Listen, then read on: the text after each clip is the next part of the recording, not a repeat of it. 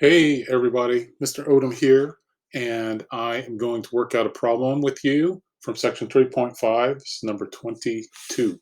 I'm actually going to solve this problem in two different ways. The first way, let me just write down here, let's see, negative 1/3 plus 2z equals negative 5/6. I forgot to say, hey, you'll need your pencil and composition book or notebook paper to take notes, and you might need a calculator. And the learning target for this video is I can solve equations. All right, so we want to get z all by itself. So this is the first way that we're going to solve this problem. So how do I do that? Well, first let me add 1/3 to both sides. Why do I do that? Because I'm subtracting 1/3. The opposite of subtraction is addition, or I can think of this as negative 1/3. And when I add 1/3 to it, it takes it to 0. So these two cancel each other out. So I'm left with positive 2z equals. Now 5/6 minus 1/3, or I'm sorry, 5/6 minus 1/3, negative 5/6 plus 1/3. Well, this is the same as negative 5/6 plus 2/6. How did I get 2/6? Well, a common denominator is 6. I multiply 3 times 2 to get 6 in the denominator. 1 times 2 gives me 2 in the numerator.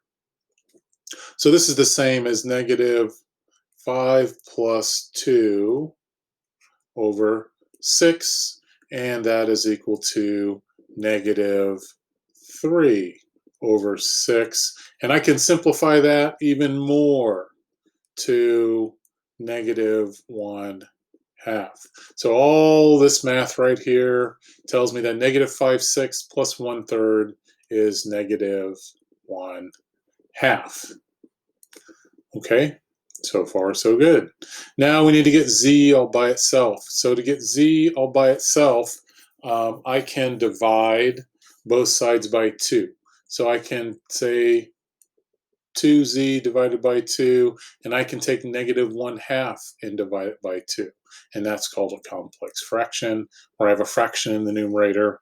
You could have a fraction in the numerator, the denominator, or both, but this is called a complex fraction. So on the left-hand side, the 2's cancel, and I get z equals, now negative 1/2 divided by 2. So let me look at that down here. Negative 1/2 divided by 2.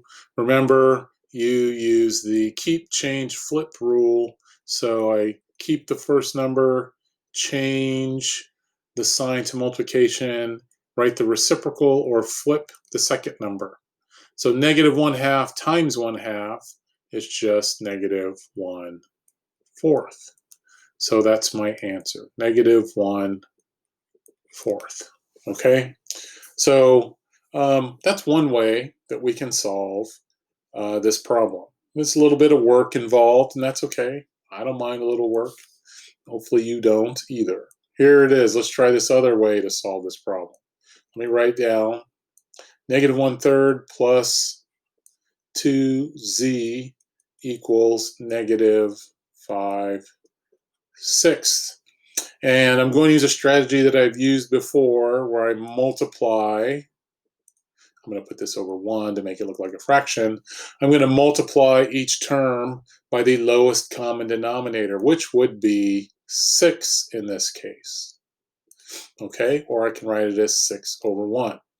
So 6 over 1 times negative 1/3 is equal to negative 2, because the 3 and the 6 cancel, and I'm left with 2 in the numerator and 1 in the denominator. So negative 2. And then I have 6 times positive 2z is positive 12z. And then I have 6 over 1 times negative 5/6. The 6 in the denominator cancels with the 6 in the numerator, and I'm just left with negative 5. Okay, So now we have this two-step equation over here, and we can go ahead and go through and solve it. What do I want to do first? I want to add 2 to both sides. When I do that, I end up with 12 times z equals -5 plus 2 is -3. Then I divide both sides by 12. That will help me get z all by itself. And I end up with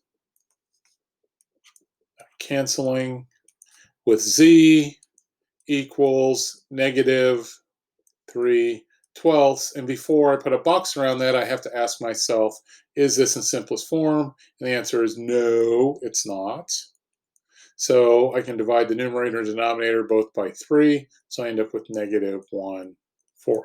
So solving a problem this way, it's a little bit less work than what we did in green over here, where we had to do a lot of addition with fractions, and here we had to do division with this complex fraction, but it can be done. So you choose which way is easier for you. All right. Um, but that's all I have for this video. Hopefully this was helpful, and I'll see you guys soon. This is Mr. Odom. I'm out. You guys have a good day.